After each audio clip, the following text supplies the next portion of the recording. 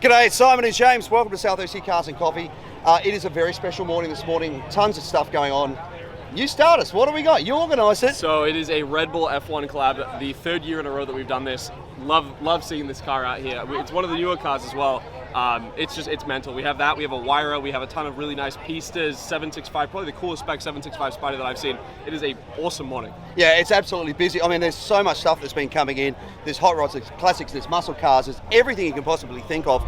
Hey, don't forget, if you're coming to Southeast Cars and Coffee, please remember, respect our rules. No speeding, no revving, no burnouts. That includes on the streets of San Clemente and getting on and off those freeways. Mate, tons to see. Let's go for a walk. Check it out. Let's do it.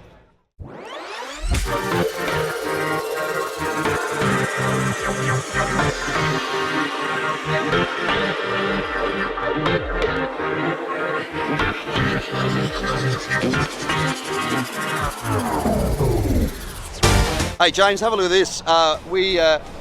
We're used to big crowds, but I don't know that we're used to big crowds like this sort of crowd. It's been a little while, huh? Wild, yeah, this is insane. I mean, over here we've got the Red Bull car, can't see it. Over here we've got the Huayra. And then we've got something else coming in next to the Huayra as well, LaFerrari. So it is a special morning. Very special day today. So starting off the exotics row, we're actually on the flip side today with the massive crowd around the Red Bull RB21. This is the third year in a row that we've done the Red Bull F1 and Southwest Cars and Coffee collab, and they brought out a crazy car. So one of the newer editions of the vehicle, you can see it has the current drivers' names on here. This is absolutely wild to see in person. You don't actually get a really good idea of how big these cars are until you see one up close. And I mean, you can see the tires on this. I mean, just everything about this car is huge. Absolutely love it. Massive thank you to the guys at Red Bull for bringing this out and for allowing everyone at Southwest Cars and Coffee to experience it for a third year in a row. So, of course, James was just talking about the Red Bull car that's here. Great watching what's happening this year in F1. If you haven't been following, it's been interesting. We've got, looks like McLaren's already got the constructors in the bag, because you've got Lando Norris and, of course, the Aussie, Oscar Piastri, both doing so well. Which one of those is going to win the championship is unknown. But last weekend, of course, 2 weekends ago now, Max actually got back and on the podium, which was great because it was back, on his home track again. But RB21, really interesting. You remember a couple of years ago when this car was the car that was being used, nobody could touch Max. He won so many races in a row. And of course now there's been a whole driver change. There's been a change of management within the team as well. Of course, Max is still the number one driver, but we've got Yuki Tsunoda as well. For a short period this season, they brought in Liam Lawson, the Kiwi, to drive for a while. Unfortunately, Liam couldn't get the podiums that was needed or the placement that was needed. And mind you, Yuki's not done much better himself either. But now, of course, Liam's gone back into the RB team, and Yuki's still driving for Red Bull. Now, one of the things you often hear saying is that the reason that the other drivers struggle when they're in the Red Bull is the cars are set up for Max. And if you've watched Max drive, he has a very unique style. I honestly believe, even though he's not in the lead of the championship, he's one of those best drivers the world's ever seen. If you want to see something great, Chris, who used to be one of the hosts on British Top Gear, actually jumped in one of the Mustang GTDs with Max Verstappen, and they took it for a lap around the track. And Chris, who is a professional driver, said it was like being on a whole new level. From the moment Max jumped in the car, he knew the limit of everything and drove that car on the limit. So anyway, a great bit of history here. Really interesting. Of course, the big difference in these later cars is the halo that you can see here. It always blew my mind that the driver would look with an eye either side of that center pillar. And you don't really notice it. And the way to understand that, I'm going to try and do it with the lens, it's like if you put your hand right in the middle of between your eyes, you as soon don't start to focus on your hand, you actually start focusing ahead. And that's what happens with the halo.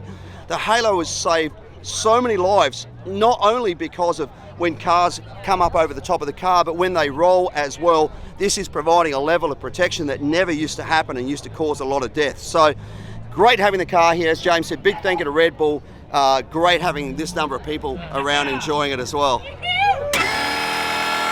So here we have an absolutely ridiculous Pagani Huayra. I've actually seen this car in person once before, I think in the Bay Area, and this is probably one of the prettiest specs that I've ever seen in person. You have a beautiful full carbon V-weave on this car. It's like a maroon finish almost with the exposed carbon. You have the standard carbon as well for the mirrors, roof, and all the other accents. This thing is absolutely beautiful. I do like the fact that it doesn't have a wing. It's kind of a more subtle spec, but you can see the twin turbo V12 AMG derived engine in the back, quad tip exhaust. Such a beautiful car. Love it. Now, I know James spoke about this Pagani, but they're one of my favourite cars, and I want to talk about it as well, just because it was so great to see it roll in. Now, one of the interesting things is everybody always comments on how beautiful the carbon fibre is on Paganis. That's because it's not just carbon fibre, it's actually carbon fibre with a titanium weave. That's what gives it that sort of extra sheen that you don't get from standard carbon fibre. Obviously, this has got a tinted resin over the top of it, but the detail through here is crazy. So here's more your standard carbon fibre, and then you get this sort of weave, which is more detailed. The details on the interior in these cars is through the roof, and I heard at one stage that the gauges are actually engraved by the same guy who does Patek Philippe watches, because they couldn't find anybody else that would actually engrave with that level of detail, which is mind-blowing. You think of one of the most expensive timepieces in the world, same person's doing the engraving on there. That shifter that's down in there, absolutely beautiful, all exposed, showing you everything, just the way everything in this car is built to purpose. The gauges, the binnacles, every single detail. When we come under the hood, the interesting thing about a Pagani is that they're not using their own engine. They're getting AMG to build the engine for them, but it is not an engine from one of the other cars. It's built to Pagani spec. It's one guy in one room building one engine for this particular car, which is one of the things that's great about it, because the car is beautiful. It's engineered wonderfully, but the last thing you want in a car like this is an engine that can't perform. So they turn to experts in AMG to do that. Look at the beautiful suspension through there with the coilovers, the amazing exhaust down through there. Everything about this car has so much detail in it. Even when we look at the nose being flipped up down through there, and then the suspension in the side. This is my favourite hypercar. Has been for some time. I love Koenigsegg's, I love LaFerraris, I love 918s, I love P1s, but this to me is in a league of its own, and it feels more like one of those one-off bespoke cars built by somebody like Speedcore or Ring Brothers or something like that, because the little details, like that little strap there that goes up to the top for the leather, little details like that make this feel more like a bespoke car. I absolutely love this and was absolutely thrilled to see this pull in this morning.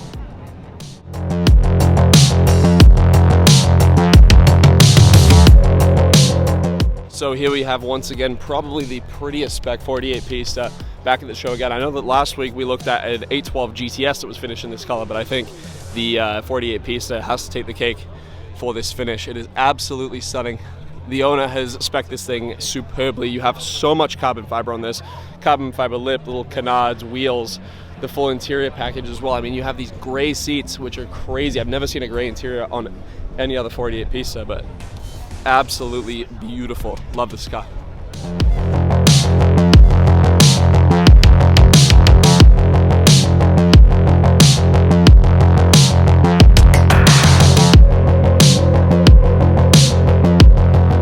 This has to be probably the most perfectly spec 765 that I've ever seen. So first of all, Spider. Secondly, you have the MSO P1 bucket seats on the inside, finished in a stunning caramel leather.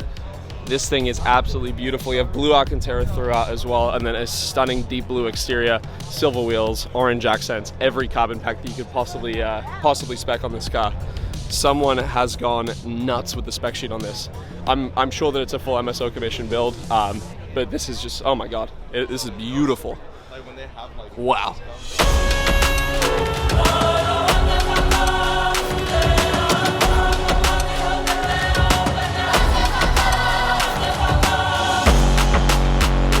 We have two side-by-side Lamborghinis. First of all, the Veneno with the dog inside, Simi the Corgi. This little guy is here every week. Absolutely love seeing him here. And then next to it, we have a Murcielago. And by the sounds of things, I can't actually see inside because it has probably the darkest window tint of any car that I've ever seen. I think it's a 6-speed manual, gated V12. Really can't beat this. Absolutely love this car. Someone's done a beautiful job building it. Wow, this thing's pretty.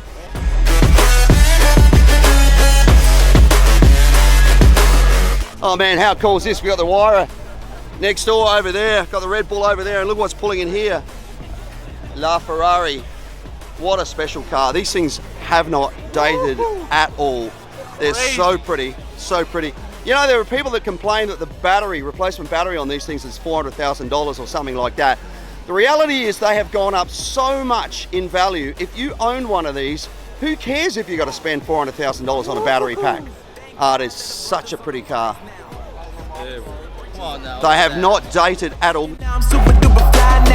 London boy, but DC where I reside now. Put the time in while you always yelling time out. If I quit it, cause I know I'm coming with it. You were sitting, you were wishing I was handling my business. Now I got the ball like Harry Potter playing Quidditch. And my business is humongous, you would think that happens in there. Damn man, I'm all that, yeah, I'm all that. Go Mobile Tyre saved the day for me this week. Got a puncture in the Silverado, picked up a pair of needle nose pliers. One of the two jaws snapped off in the tyre, ruined the tyre. I had to throw the spare on, but somebody over here is my hero. Turned up at my place, not only took the tyre off, discovered it couldn't be repaired, got me a new tyre, came refitted it, put the spare away, kept me from getting dirty a second time fitting the tyre, and it was just so great because I had to work this week. Obviously these guys came in, took care of it, and I didn't have to chase around a tyre shop. So next time you need tyres, you want wheels, whatever you want, phone the guys at Go Mobile Tyres. They make life so much easier. They're really price competitive. They do great work, very professional. I can't speak highly enough of them. Mainstream, yeah, I'm going mainstream. Flow like water, so I'm going mainstream. I'm going mainstream. Special exotics here this week, but for me personally, I love this car. This is a 1969 SSRS. See the front grille on this? That's how we know it's an RS. They're my favourite front end of any car. Camaro. This has got 350 badges, but I know that it's got an LS in it, so it's got a newer engine. One of the things I love about this car is the orange and vinyl, but then the black and orange houndstooth as well. Perfect interior. I just love these cars so much. You guys know I'm an orange Camaro guy, but this 69 for me is just absolutely perfect. Now, personally, what I'd love in this, something like an L88 big block, something serious, 427, old school muscle, but still, with an LS, it's going to make it a good, reliable driver. Flow like water, so I'm going mainstream.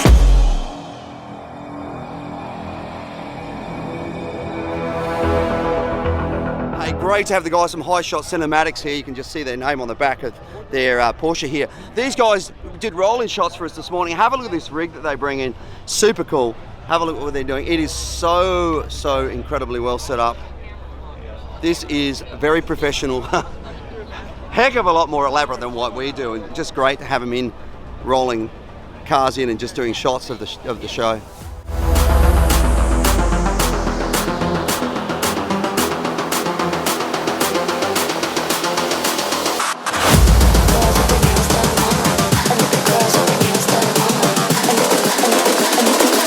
I think the girls with their nails done now.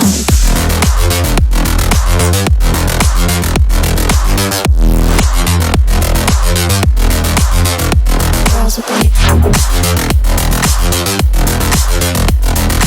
nails done. Can't believe this isn't in the front row. Look at this, Viper GTS-R. This is such an underrated car for people who don't know what it is. You know, we're starting to see some US cars do some good times in the Nürburgring, the GTD Mustang, the new Corvette. But this car was the car that actually got into the top 10 on the Nürburgring, the only US car originally. So great to have a Viper at the show. It looks so original, looks so good, you know. Really a classic car. The question is, comment below, is it a supercar? Is it a sports car? Or is it a muscle car? What do you think?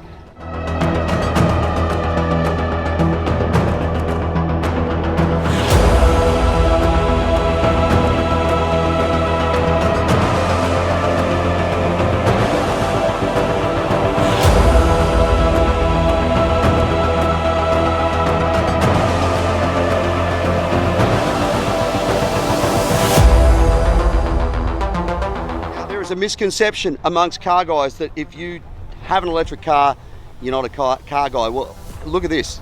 Absolutely wrong. These guys have taken these Teslas, put a ton of money into them, a ton of modifications.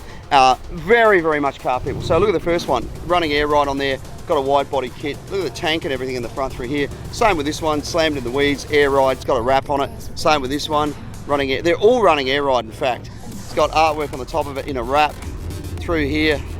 So the thing that's good about this is we know that there will come a time when EVs will be what you'll have to drive. And what's great to know is that the car culture is not going to go away when the internal combustion engine goes away. And there's already people very passionate about this car, every bit as passionate as we are about our internal combustion engines. And it doesn't matter what you guys think, it's what they think, how much they love it. And I think it's super cool.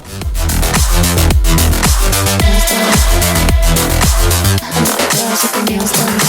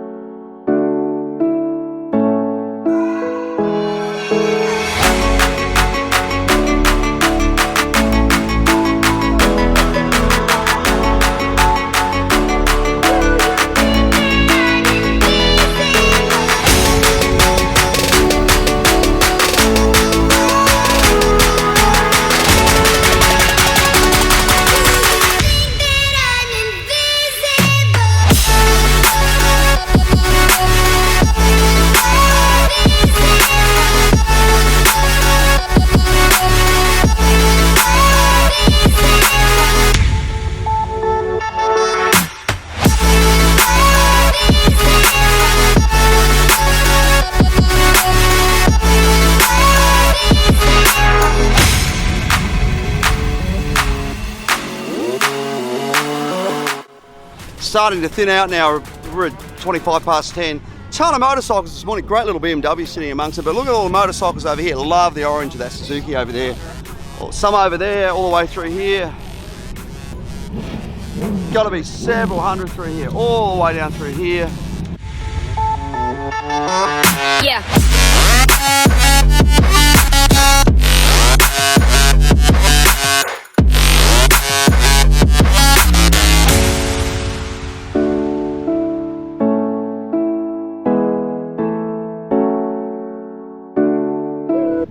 Iconic piece of American motoring history here. This is an F-150 Lightning, and more than one egos have been busted by these trucks, I'm sure. Pretty cool when you look at some of the details. Nice and clean, got the nice wide fenders on it in the back, like a step-side tray, exhaust hanging out the side, SVT wheels on it as well. Even the interior is nice. If you look in there, it's like nice buckets. But the magic, ladies and gentlemen, is up here. Look at that supercharger sitting under the hood. So this was like one of those first fast trucks. You go and buy this, cold air intake over here. This is aftermarket by the look of this through here. But so cool that you could buy a truck like this with a supercharger and really hurt the feelings of some people who think they own fast cars.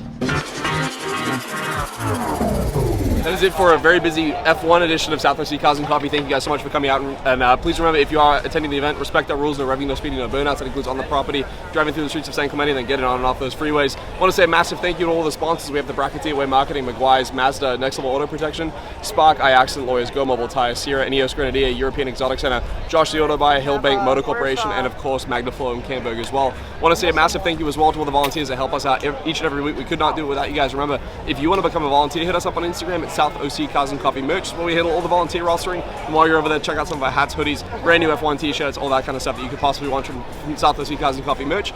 If you are volunteering, you get to bring your car in before 8:30, and then Ruby's Anna provides a free coffee and donut for everyone helping us out. Yeah, massive thank you to Ruby's for doing that and feeding the masses, and a big thank you to the outlets of San Clemente for allowing us to be here. We could not do the show without them. Remember, if you do any shopping, go to the movies, whatever, come to the outlets, tell them South OC Cars and Coffee sent you.